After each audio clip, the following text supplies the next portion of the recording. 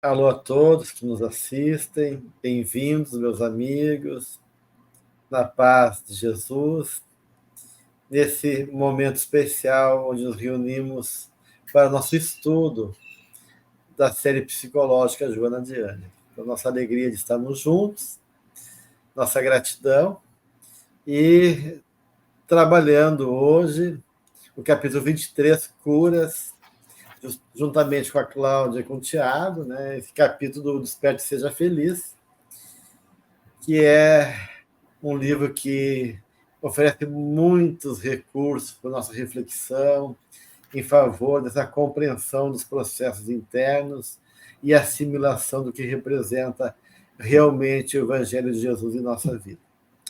E o capítulo 23, né, para mim, é uma continuidade do 22, que é a amor-terapia.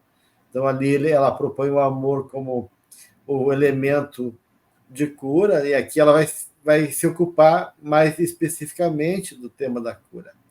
E eu queria, primeiro, antes de adentrar, né, ao capítulo, né, essa página inicial, depois do capítulo que a Benfeitora nos oferece, eu queria saber de vocês o que é para vocês, o que significa cura, ser curado, curar, né? Qual é a ideia que faz do que seja, né, uma cura? A cura é transformação, eu penso. Né? E a cura que a gente sempre busca, quer dizer, nós humanos buscamos muita cura do corpo, né? Que é o nosso objetivo ainda, mas o que na verdade a gente vai aprendendo que a cura é a cura do espírito, das mazelas do espírito. Então, para mim é essa transformação, essa virada, né, de chave nessa percepção mais ampla, que é o que a Joana vem nos trazer, ela vem nos apresentando a cura sob outro aspecto, né, que não esse mundano.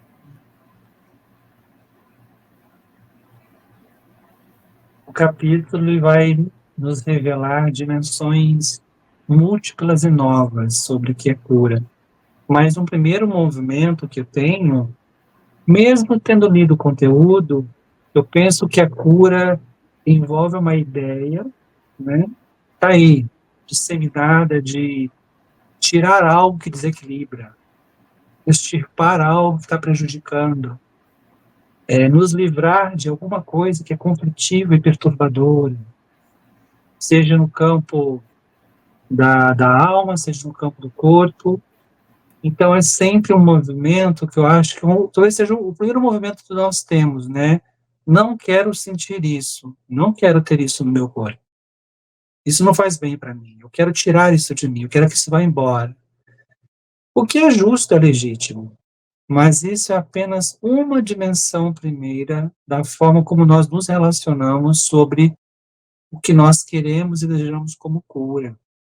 Então, me parece que vamos ver a complexidade do que é esse processo, né, no nosso estudo de hoje, mas me vem muito essa ideia dessa radicalidade de que eu não quero mais sentir isso, eu estou cansado de estar triste, eu quero curar a minha tristeza, eu tenho essa doença física que me consome, me toma os dias, eu quero que isso vá embora, quando agora vamos entender que a cura em uma profundidade maior nos reivindica um contato mais profundo com a própria intercorrência e a sua significação. Mas são essas minhas palavras iniciais. Uhum. Eu fiquei pensando sobre isso quando eu li o capítulo, né? E algumas coisas me chamou a atenção para poder refletir o que é realmente chegar na cura, o que é essa cura, né? E ela fala no início aqui do capítulo, depois da página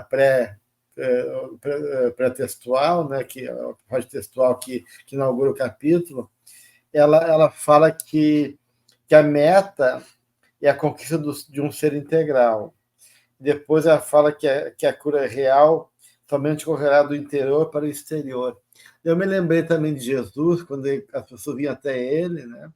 Ele questionava o que queriam dele, se a pessoa que acreditava que podia ser curado, que ele podia se curar, ou que quisesse ser curado. Então, eu juntei tudo isso, né? E aí fiquei pensando que a cura, de uma certa maneira, me parece aponta, né, para um processo profundo de autoconhecimento, né, como se fosse o foco na necessidade, né, do contato da alma com as suas várias esferas internas na proposta de uma integração, né, de um processo de poder, né, porque a gente cura nossas feridas, cura nossas partes dissociadas, a gente cura de uma certa maneira enganos, né? Ou seja, o curar no sentido também de amadurecer, curar o couro, né? Antigamente, né? O couro tem que ser curado, tem que ser trabalhado, né? Então, me parece que cura é um processo de amadurecimento, onde nós somos chamados, né, a um movimento de tomada de consciência em busca daquilo que Jung chamou de individuação, e que em Joana essa individuação, de uma certa maneira, nos leva à busca de uma plenitude, dessa conquista do ser integral, superando o limite, constrições, como ela coloca aqui, né? Então, para mim, isso ficou muito presente na leitura do capítulo. E essa cura, né, que você trouxe aí dessa palavra curado, né, me lembra também que, assim, nós precisamos passar pela experiência para a gente poder integrar a experiência, né, e o Tiago trouxe a significação. Muitas vezes a gente, de pronto, não encontra o significado daquilo, né, e pode ser uma queda, algo desagradável, né? Mas muitas vezes a gente é surpreendido com isso e aquilo nos leva para um novo rearranjo, né? Para um novo arranjo, né? Um arranjo de quem nós somos, onde nós estamos, né? Nos trazendo mais amadurecimento e menos ingenuidade, né? Então, assim, mesmo que seja algo desagradável, aquilo nos recoloca em algum aspecto num caminho mais acertado, né? E usando a tua palavra, eu me lembrei do queijo curado. Então, o quanto do sofrimento, através da lágrima, né, de expurgar, do chorar, vai fazendo com que a gente elimine aquele excesso, né, e fique mais compacto, mas mais fortalecido, né, e aquilo vai trazendo um novo sabor para a nossa vida, né. Então, são essas várias curas que vão acontecendo, né, na nossa vida, que muitas vezes, por algum motivo, a gente precisa ser parado, né? E só cada um de nós que vai encontrar essa significação. A ideia da enfermidade, né, os processos degenerativos, as condições que testam o corpo, testam o vaso, né, ferem o vaso, e que refletem no campo da alma, e essa repercussão no campo dos conflitos, das dificuldades, ela precisa ser também lida e compreendida da forma como a mentora traz, né? Dependendo da perspectiva de como você enxerga o que é esse binômio, se é que existe um binômio na sua interação, e na forma como as escolas na psicologia elas chamam a atenção disso, né? Há paradigmas a partir do qual se contempla o que é o ser, né? O que é a psique, o que é o ser na sua integralidade. Só que essa integralidade, ela só alcança verdadeiramente uma potência de reconhecimento quando a gente integra a ideia da centelha divina, que nós somos espíritos. Então, pensarmos nas diversas escolas da psicologia ou nas forças, né, que a gente estudou isso já, né, em obras anteriores, né, o behaviorismo, a psicanálise, a escola humanista, e surge a quarta força, que são as escolas transpessoais, e que algumas delas abarcam a dimensão do espírito. Então, pensarmos na era do espírito agrega o valor que ela quer dizer aqui. Se nós não formos na profundidade do que é o fenômeno, que é na alma, no tecido da alma, na intimidade da alma, nós não conseguimos entender de fato como se dá esse processo de cura. Mas, agregando também uma significação importante no campo de sentido, a doença, ela não é uma intercorrência que vem perturbar. Se formos capazes de reinterpretar as intercorrências nesse campo, sejam eles somáticos ou sejam eles psíquicos, eles agregam um valor, eles temperam a vida, a experiência humana de uma maneira em que nos agrega um sentido de pensarmos para que isso chegou? Que caminho é esse que preciso percorrer agora, transportando essas necessidades? É uma nova interpretação, mas para chegar a essa interpretação é preciso que a gente reconsidere a razão pela qual nós estamos vivos. Nós somos espíritos em trânsito, né? Interessante que aqui no início, né, do texto, ela falou que as enfermidades são a presença da sombra nos equipamentos luz do ser. Eu acho tão bonito essa definição também dela, né? Porque, de uma certa forma, ela fala que nós somos luz, né? E que a nossa luz é ofuscada, ou é perdida, ou, de uma certa maneira, a sombra ela ganhou destaque, ou se identificou com ela, ou, de uma certa maneira, né? Ela está ali com presença marcante no momento, se opondo à nossa natureza verdadeira, que é divina, que é do ser de luz que todos nós somos e vamos realizar-se plenamente. Né? E aí eu me lembrei de um texto do Jung, que ele vai falar sobre a cura da alma. Né? E ele tem um texto que é uma conferência que ele deu de Estrasburgo, que é a relação de psicoterapia e a direção espiritual. Um texto, né, que ele fez, aonde ele vai fazer uma relação da psicoterapia e a cura da alma à religião. Então, ele propõe que a cura da alma é uma forma de religião, que a religião é o processo de cura da alma, só que ele vai entender essa religião não só como uma religare, como algo de um retorno, uma religação com o divino. Ele vai entender a religiosidade aí como um religere. E aí, na tradição grega, né, quando os gregos iam consultar o oráculo, e eles não consideravam de maneira cuidadosa a luz, né, do esclarecimento, né, o que foi dito pelos deuses, eles usavam o termo negligere. E negligere, para eles, era o oposto de religere. Então, a negligência de não atender o reconhecimento dos deuses, né, era ao contrário do religere. Então, eu penso que o adoecimento é uma negligere, uma negligência conosco mesmo, com o divino em nós, que apaga a nossa luz.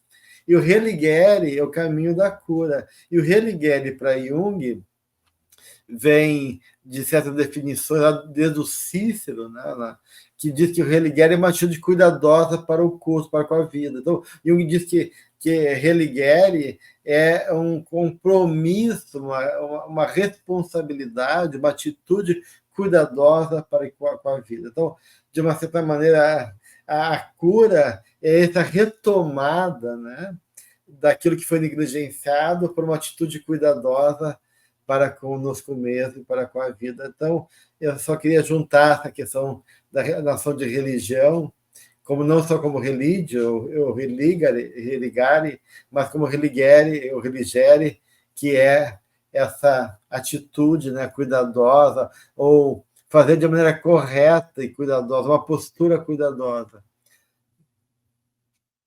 Eu acho interessante, Gelson, você trazer isso, e voltando aí nesse primeiro parágrafo, né, quando você ressaltou essa poesia dela, né, de equipamentos luz, né, esses equipamentos, eu penso que são os nossos sistemas, né, nossos órgãos, né, que são equipamentos, né, eles estão ali, né, tem um HD, né, e eles estão ali como equipamentos, né, como aplicativos, né, desse HD grande nosso, né, e o quanto essa negligência que você trouxe, né, danifica esses equipamentos, né, os nossos órgãos, né, e ela vai dizendo, né, tornando-os em desalinho, né, gerando por conta de pensamentos mórbidos e atos perturbadores. Então, esse teor vibratório, né, que nós somos vibração, e os pensamentos nos quais a gente se conecta vão desalinhando, né, danificando os nossos equipamentos. Né? E o quanto é importante ela trazer isso, porque ela ressalta que nós temos um corpo, e nós sabemos disso, né? Nós temos células inteligentes dentro de nós, né? Direcionadas para uma finalidade. E o quanto a gente se afasta dessa finalidade, né?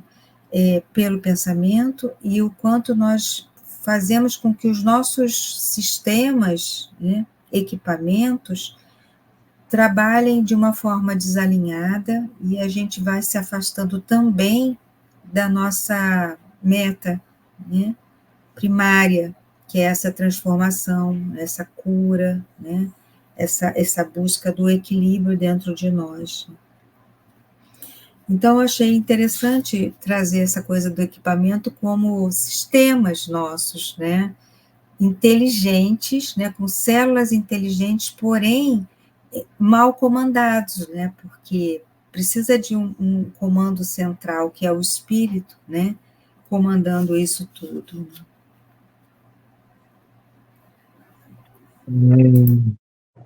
É interessante ela trazer alguns conceitos e nós passamos a integrá-los, né, pensar em como correlacioná-los, né, corpo, mente, a presença da sombra, um conceito muito importante e que já dá uma dimensão de algo que é dinâmico, que é energético, né, que vincula, que se plasma, que perturba, mas que pode também levar a caminhos de saúde, de equilíbrio, então de harmonia.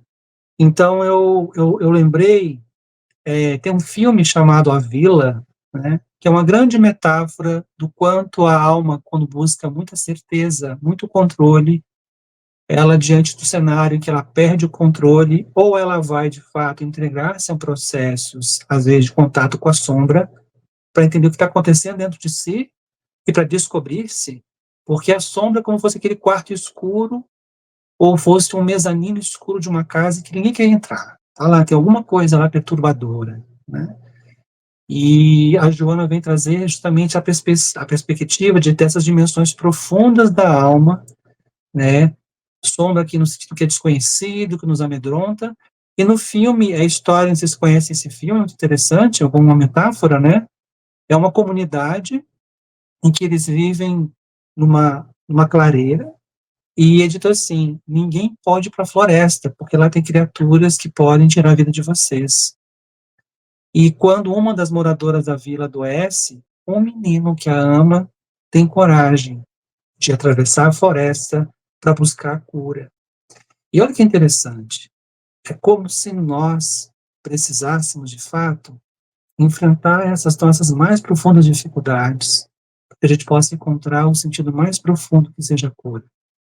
Quando Joana cita sobre violência, o ressentimento, ciúme, ódio, e outras representações de como a alma pode ir para um acting out, né, quando ela pode se representar e se colocar perante a vida, ela mostra justamente o lugar ainda da vulnerabilidade que se encontra em nós, quando nós ainda não temos condições de lidar, né, com as nossas próprias questões interiores, e elas nos tomam, e elas se manifestam dessa maneira. É interessante ela destacar a violência, porque, de alguma forma, a violência ela é uma representação que se contrapõe a uma ideia da ética. E ela vai trazer uma composição aqui da solidariedade, daqui a pouco, da ética, como um lugar de vinculação a nós mesmos, de vinculação com o outro, para entendermos uma extensão mais profunda do que seja a cura. Então, há uma dimensão de profundidade, né, em nós mesmos, que nós precisamos reconhecer sobre as nossas dificuldades.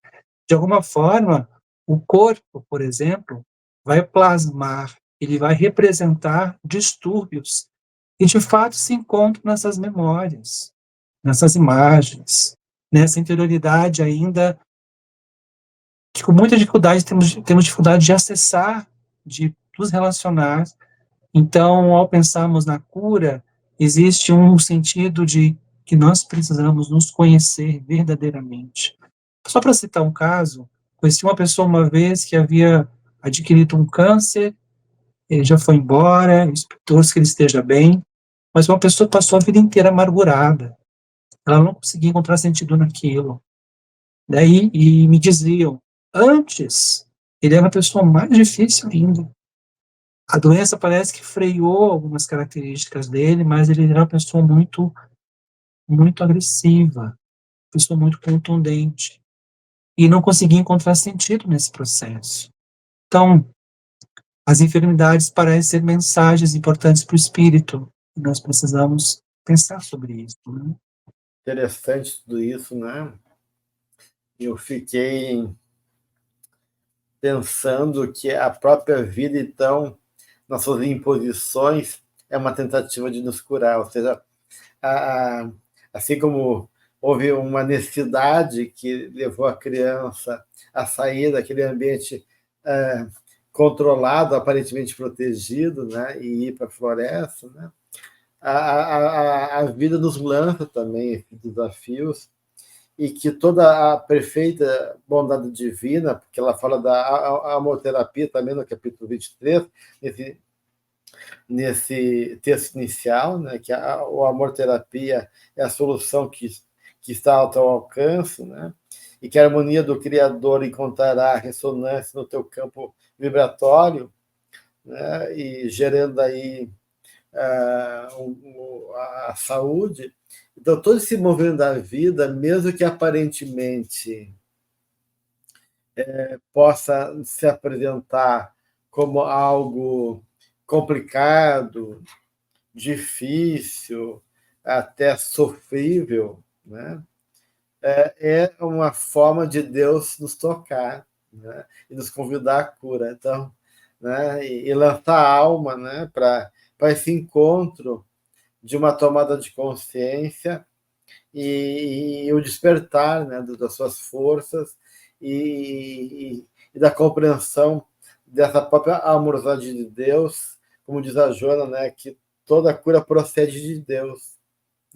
Isso eu achei também forte, né? Ou seja, eu não tenho como me curar sozinho. Né? Olha só que forte isso. Né? A cura depende de uma graça. Né? Eu tenho o olhar de Deus, o amor dele. Né? E assim como a cura minha passa pelo outro também. Ou seja, de uma certa maneira, o amor como esse mecanismo essencial de saúde, como ela vai dizendo aí, criando essas engrenagens diversas, aonde o processo de cura envolve integração, cooperação, relação, entre outras coisas, né, que se move em favor desse processo. Eu achei bonito isso, né? Porque quando você diz, né, Gelson, que a cura né? A gente não se cura sozinho, tem um amor de Deus, mas o quanto a gente envolve outros, né? Então, esse amor, essa cura vai se tornando uma cura coletiva, né? Quando cada um de nós vai fazendo esse caminho e vai abarcando, né? Cada vez mais aquele que está ao nosso lado para também buscar esse caminho. E vamos também aprendendo com ele, né? Então, a cura vai se tornando coletiva, que é o desejo mesmo, né? Que a humanidade se cure, né? É uma longa jornada, mas esse é o desejo, que a humanidade se cure em definitivo, né? De tantas mazelas que ela traz. E relendo, assim, esse parágrafo que você falou, do amor-terapia, né? Que é a solução, né? Ela diz assim: não apenas te proporcionará a recuperação da saúde se te encontras enfermo, como te fortalecerá para que evite. Né? E ela fala no início, né? A cura tem início quando o paciente se ama e passa a amar o seu próximo. E aí eu vou usar o filme, né? Esse tema do filme que o nosso amigo Tiago trouxe, né? E vou trazer essa coisa assim do quarto que se visita, né? Do quarto que se visita, da sombra, né? Desse medo que atravessa o humano, né?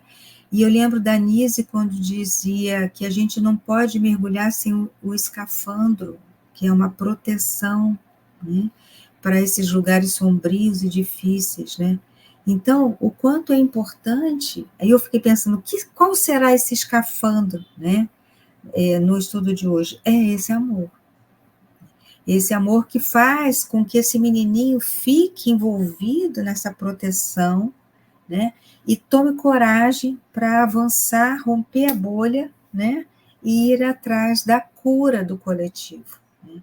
Então, a gente não pode estar sem essa proteção, sem esse escafandro do amor, né? E para que a gente possa ir ao encontro dessa cura e nos fortalecermos e curar todo o coletivo. Então, realmente, o amor-terapia, né, é aquilo que nos salva, né? Tanto desse nosso caminho sofrido de amar a nós mesmos, quanto do caminho de atravessamento, né, desse mundo hostil, né, perigoso, né, para que a gente possa nos encontrar ali, né, mais fortalecidos do outro lado.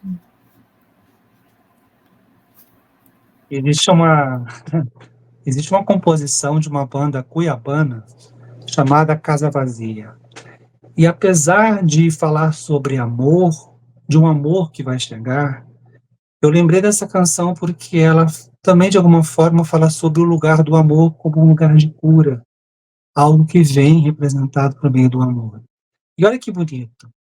Ela me espera lá, eu sei. Ela vai me encontrar, será? Ontem a segui na rua, mas não vi o seu rosto. E a casa vazia a esperar. A me receber mais uma vez, a casa vazia e só eu. Quem tá mais vazio? Eu sei. Ninguém sabe mais do amor que eu. Deus faça que eu veja quando ela chegar e eu não esteja velho de esperar. É interessante que quando a gente encontra algumas gotas de sermos capazes de cuidarmos um pouco de nós mesmos e identificamos o amor como o auto-amor, que é esse aspecto belíssimo, né, de autocuidado, né, autoacolhimento, autoaceitação, auto-perdão, autolibertação. É como se ao abrirmos, e a Joana, ela é muito cristalina nisso, tudo começa na interioridade. Então não espere que venha de fora algo que traga a grande solução relacionada ao campo do que é esse conceito que estamos discutindo sobre a cura. Ela fala, tudo vai nascer na interioridade. Então, à medida que eu vou, é como se eu fosse adentrando a mim mesmo, nós vamos adentrando a nós mesmos, e essa autodescoberta de acolher, de sentir, de chorar, de aceitar, vai nos permitindo traduzir o movimento psicológico para fora de igual tom, né? Eu vou sendo capaz de amar e cuidar mais do outro, eu tolero mais o outro. Então, nessa perspectiva de cuidar-me, eu acabo descobrindo o outro de uma outra forma. E ao pensarmos a ideia de que toda cura procede de Deus, nós não podemos esquecer, amigos, como espíritas, a ideia dessa profundidade de uma grandeza da nossa alma, que quando nós buscamos essa dimensão mais superior de nós mesmos, nós não estamos apenas dialogando com nós mesmos, nós estamos estabelecendo contato com os fios que nos conectam com o que há de mais sublime e divino no universo, que é o próprio Criador.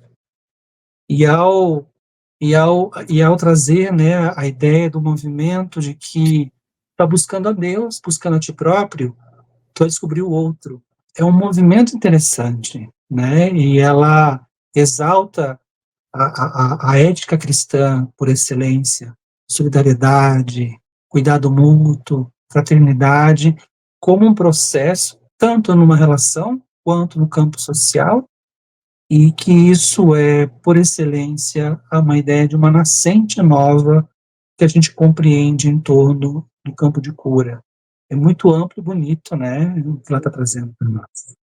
E com certeza o centro desse processo, e ela vai reforçar isso no texto aqui, já tinha trabalhado isso no capítulo anterior, realmente é o amor, né? O amor-terapia, o amor como realmente expressão de Deus.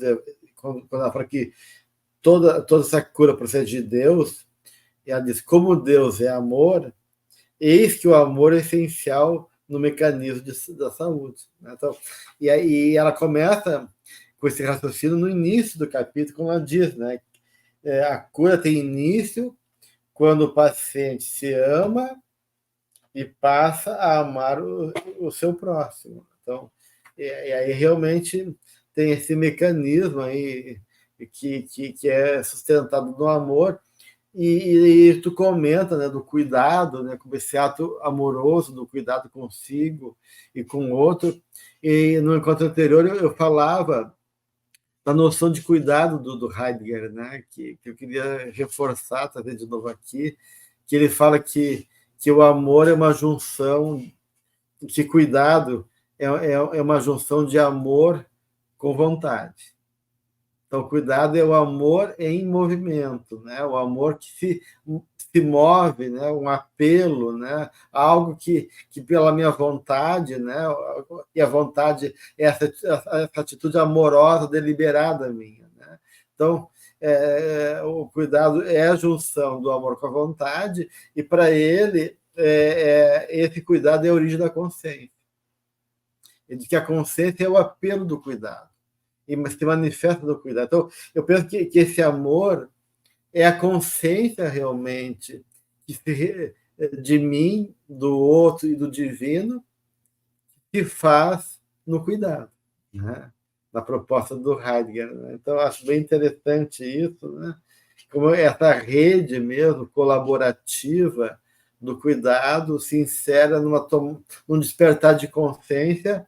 E que consciência é essa? Da consciência amorosa, né? Que nos pertence enquanto natureza e que nos liga à natureza de Deus, que é amor.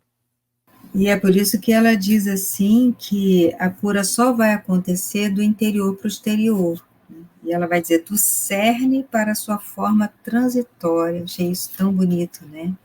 Quer dizer, a cura vem de dentro para fora, e desse cerne, dessa essência, para o transitório. Então, só a partir disso que você trouxe, né, Gelson, desse amor, né, que é, eu já não lembro mais como você disse, mas eu acho que é o cuidado, né, que é amor mais vontade, né, que é o amor em movimento. Só quando a gente se coloca em movimento, né? E nesse movimento bem genuíno, né? De olhar primeiro para dentro, para depois a gente se colocar para fora, né? Transformado, né? É que aí vai acontecendo esse processo de recuperação que ela traz logo a seguir, né? O processo de recuperação tem o seu curso quando esse indivíduo consciente se liberta das paixões primitivas, alçando a mente e o coração aos nobres anseios. Então, quando a gente faz, né, esse trabalho, né, de cuidado, colocando o amor em movimento, né, com o atributo da vontade, que é um atributo importantíssimo, né, a gente vai fazendo esse trabalho de faxina, né, dentro de nós, né, vai limpando esse terreno, faxinando, vai jogando um pouco de luz nesse lugar aí que o Tiago trouxe, né, nesse aposento aí que ninguém quer ir, porque está todo bagunçado, né? Então a gente vai colocando, e é através desses dois polos, desses dois sistemas importantíssimos, né? Que é a mente, né? Importante, e o coração. Então, quando a mente e o coração estão juntos nessa missão, o processo de recuperação vai se dando, né? E é um processo, né? Ela coloca processo, porque é algo em curso, né? E ela vai nos lembrar que há recidivas, né? Que o caminho não é fácil, né? Que a gente tropeça, cai, escorrega, né? Erra de novo, aquilo que a gente falou 1000 vezes, que não vai mais cair naquela armadilha. Aí a gente vai e cai de novo, né? Então, são as recidivas que vão fazendo a gente voltar nesse aposento e limpar mais um pouco, faxinar mais um pouco, né? Colocar uma lâmpada lá naquele lugar que está um pouco escuro demais, né? Então, essas recidivas importantes, né? Para que a gente vá afirmando o que a gente sabe que são padrões, né? A gente vai modificando um padrão, estabelecendo outro padrão de hábitos mentais mais salutares, né? Que é o que a gente busca, né? Que é a cura. Se nós pensarmos em um sentido antropológico, multimilenar da nossa jornada na condição humana, em algum momento nós passamos a ter consciência e um senso ético estabelecido na comunhão entre nós comuns, entre nós humanos. Então, quando Joana relata sobre essa nossa ancestralidade que nos conecta, em especial nas causas profundas que provocam problemas relacionados aos nossos padecimentos, ela diz dessa consciência que está comprometida perante si próprio e perante a consciência cósmica. Por excelência, se nós vamos pensar, toda vez em que nós provocamos problemas, sofrimentos para nós e para outrem, e que nos afastam, que nos machucam, de alguma forma nós precisaremos fazer um caminho a seu tempo que é inverso, que é de reaproximação, que é de repactuação, que é um caminho de reconciliação, de cuidado daquilo que não foi cuidado. Então, no campo dos afetos, e a gente pode dizer que é um campo das grandes vulnerabilidades humanas, né, lidarmos com as nossas afetividades de maneira saudável e cuidadosa, conosco, com o outro, surgem problemas, surgem rupturas, surgem dores, e que a seu tempo precisarão serem cuidadas, reorganizadas, harmonizadas. Nada melhor do que reencarnarmos. Mas, se no tecido da alma está inscrito as culpas, as dores, isso vai ter que, a seu tempo, também reaparecer por meio, né?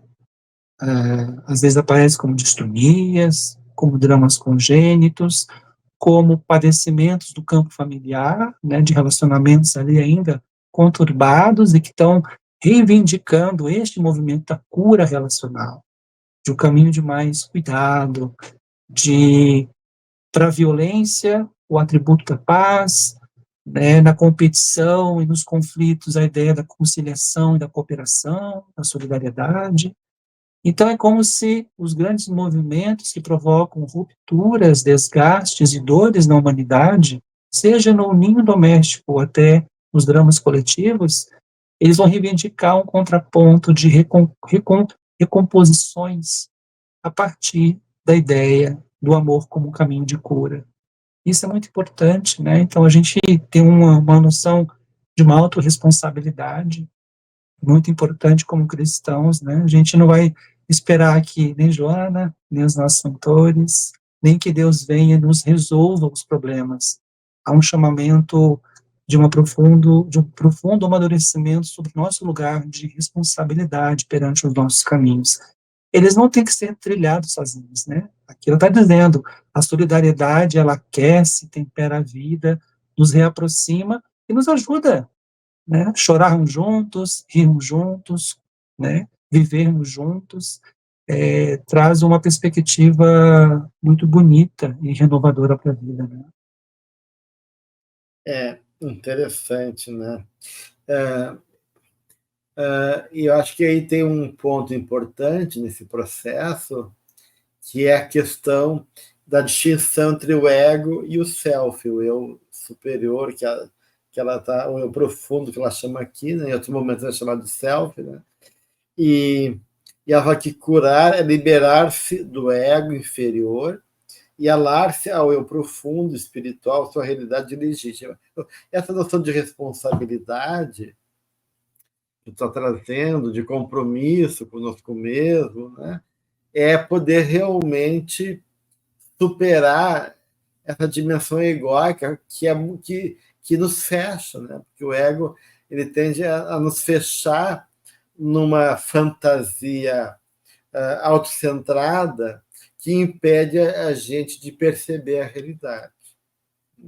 E o ego tende a ser tirânico, egoísta, com o termo né, ego, egoísmo. Né? Então, de uma certa maneira, né, e nesse processo do ego, a gente cria essa subjetividade do ego, que é as nossas ilusões e mecanismos que justamente nos afastam dessa possibilidade de renovação e de cura, e teimosamente a gente fica preso nessas marcas viciadas, né, que a gente pegou, e teimosamente a gente quer impor isso como se fosse realmente o caminho acertado. Daí a gente leva tempo para entender que aquele caminho não era o melhor para a gente. Né?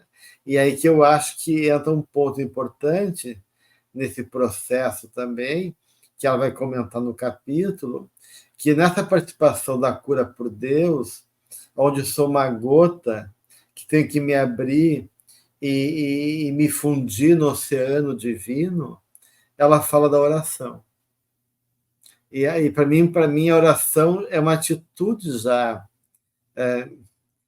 que uma oração no seu sentido pleno, né? É uma atitude humilde do ego que reconhece que ele precisa, né? Do amor, da graça divina e do apoio para poder superar a adversidade e então, esse caminho que é meu, mas não se faz sozinho. Né?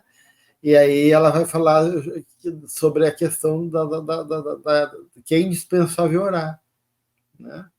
Então, curar-se é, portanto, mergulhar no oceano da oração, de onde procede a inspiração e a coragem para prosseguir no esforço de crescimento espiritual. Achei muito profundo, muito bonito essa colocação dela, e tem tantas pesquisas no mundo já sobre a eficácia da prece na cura, né? Não só para mim, mas interceder por alguém, né? A prece por alguém também, o quanto ela é poderosa e tem um efeito transformador, curador. Então, e é um recurso que às vezes a gente acaba não usando tanto, né? Mesmo conhecendo, mesmo sabendo da importância da prece, às vezes a gente não tem a dimensão do valor dela na nossa vida. Eu achei bonito esse caminho que a Joana fez até chegar na oração, né? E o que ela busca aqui com ensinar para a gente é que, ela fala na frase anterior, a cura é um processo profundo de integração da pessoa nos programas superiores da vida. É quando ela se sente implicada nesses programas superiores, fazendo parte, né? A gente fala muito que somos co-criadores, mas a gente esquece, né, que a gente tem essa força, né, esse germe divino dentro de nós. E estar implicado, integrado nesses programas superiores da vida, né, para que a gente chegue lá, aí eu acho que ela traça um caminho, né? Que ela diz, como você disse, Deus é amor, né? Então, quando ela fala que Deus é amor, ela fala, então, que esse amor está aberto à compaixão, a estar compaixão com o outro, né? Vamos separar compaixão, né? Apaixonado, né? Envolvido com o outro afetivamente.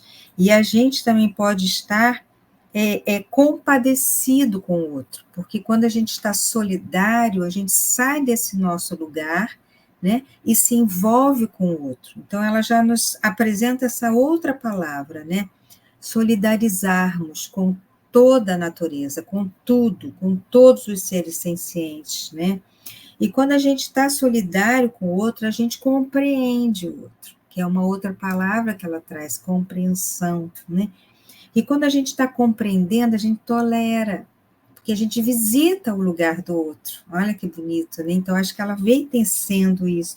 E se a gente tolera, a gente vai alcançando, então, um estado de equilíbrio, que é essa pacificação, né, interior, né? Eu abarco, eu visito o ponto de vista do outro, eu permito que ele me visite, que ele habite em mim, porque ele também é uma centelha divina, e porque eu estou em paz. Então, olha, eu posso acolher esse outro dentro de mim, né? Porque eu estou em equilíbrio. E aí é aquilo, mas para isso é indispensável o quê? A oração. Que a oração, como você trouxe, Gelson, é esse caminho, né, de conversa, né, com o Pai, né? Pai, me explica como eu chego nesse lugar, né? Me ensina, né? Aponta para mim, né, a melhor forma de eu fazer, né? Me mostra onde eu estou errada, né? Então, essa oração humilde, né, de se colocar disponível, né, e se colocar ao pé, né, nessa súplica, né, de necessidade. E aí, o que o Pai nos apresenta, então? A inspiração, né, para a gente poder seguir melhor nessa relação com o outro, né, a coragem para a gente se encontrar, né, então, e aí vai nos favorecendo o quê? Aquela primeira frase que a Joana trouxe, a cura é um processo profundo de integração da pessoa nos programas superiores. Todo esse caminho vai fazendo com que a gente volte lá e se reconecte, se integre, né, com esse programa superior da vida. E o que é que Deus quer de mim? O que é que a vida solicita de mim nessa experiência agora, né, de personalidade que eu tenho, ou nesse momento difícil que eu atravesso, o que a vida solicita de mim? Qual é o programa superior, né? Aquilo que nós falamos no encontro passado, né? Vamos olhar um olhar de águia, né? O que é esse programa superior? Que não é mundano, né? Então, faz com que essa oração vai nos conectar com o projeto divino. E esse projeto divino é que a gente precisa estar em uníssono, né? Porque se a gente está em uníssono com esse projeto divino, nós temos um equilíbrio, uma pacificação, e aí é o que ela vai dizer. Aí a cura não se dá nem pela falta de doença e nem pela ausência de medo, mas ela se caracterizará pela confiança e pela ação enobrecida. A gente se entrega ao processo. Ah, mas é muito difícil, porque eu estou sofrendo assim, eu estou com esse adoecimento e tal, né? Se não fosse difícil, a gente não está aqui, né? Então, eu achei bem bacana isso, né? que ela vai nos trazendo um caminho, né, de reconhecimento desse lugar divino, né, dentro de nós, para que a gente possa se integrar a esse programa superior da vida.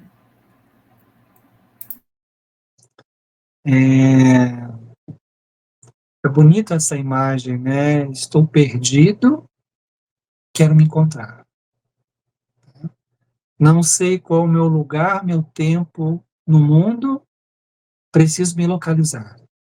Então, ela trazia uma ideia de uma alma que vai em busca de sentido no seu lugar para encontrar-se como alma, né? E é interessante que no parágrafo anterior, nos anteriores, né, quando ela fala desse processo de buscarmos na oração o contato e o eu superior com Deus, até mesmo com os bons espíritos, e ali aurir inspiração e coragem, e ela fala, para prosseguir no esforço.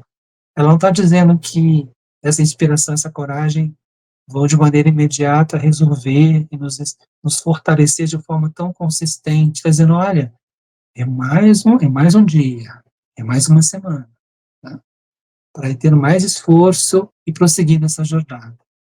Então, quando nós não nos conhecemos suficientemente e estamos com os nossos desejos de cura, né, nós queremos encontrar respostas e a gente não se encontra, não sabe qual é o nosso lugar, é necessário que a gente pense que o primeiro passo é o lugar da bem-aventurança, da humildade.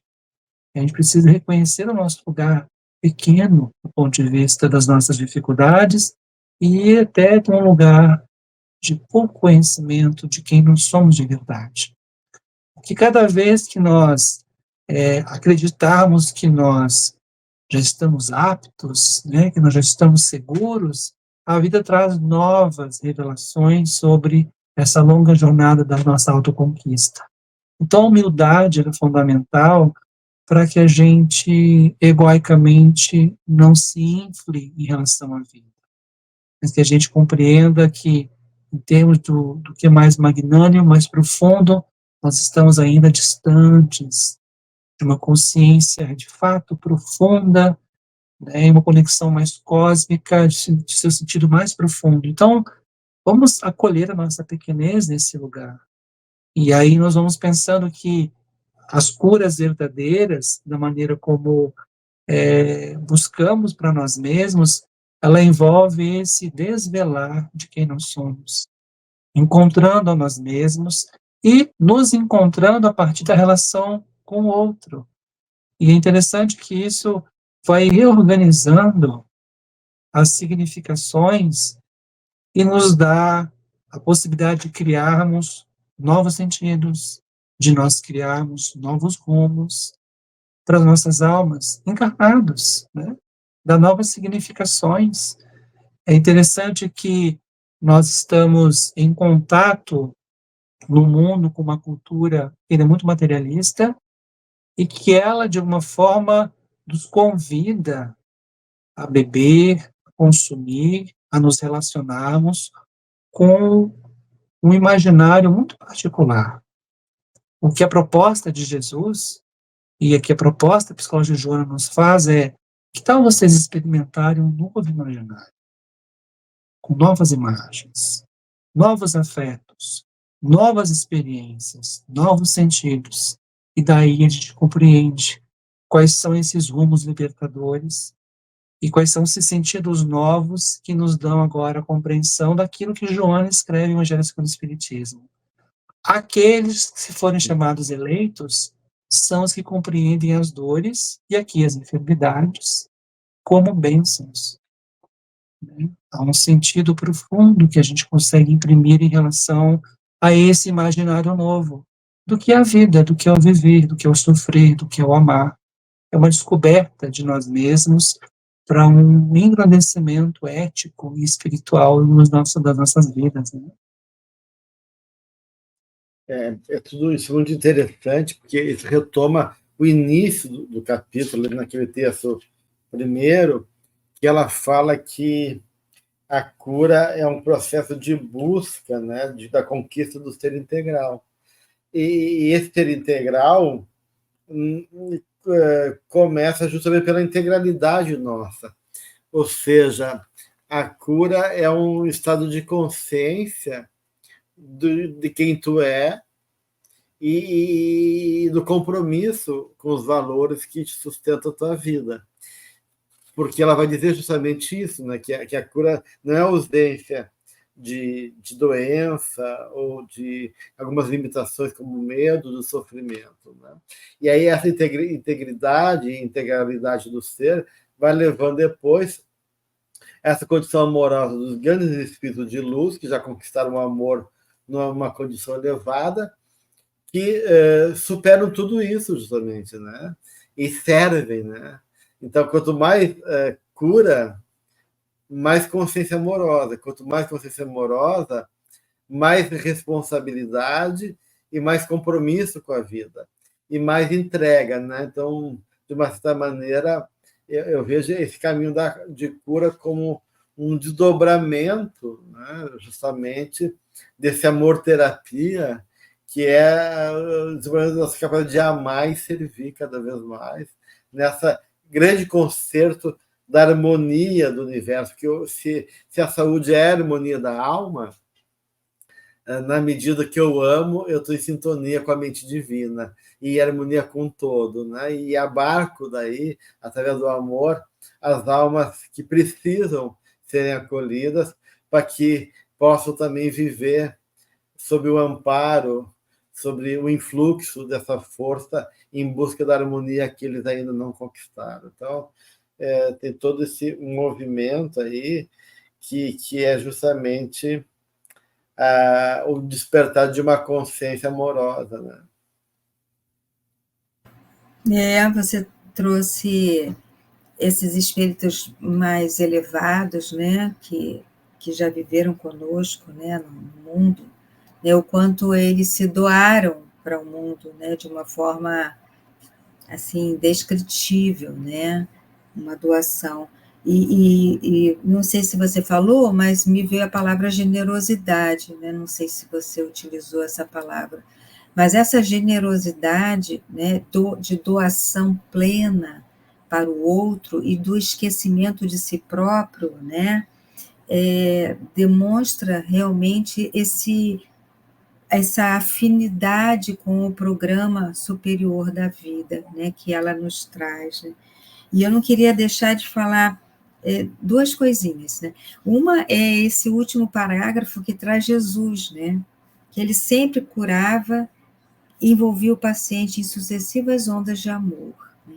Então, ele já desprendia dele esse amor absoluto e incondicional, né, que envolvia aquele paciente, né, que necessitava curar, né, e essa generosidade que eu fico pensando com que ele apontava o valor daquele paciente, quando ele dizia assim, tua fé te curou. Não é o que ela trouxe aqui, ela lembra, vai, não peques mais, né?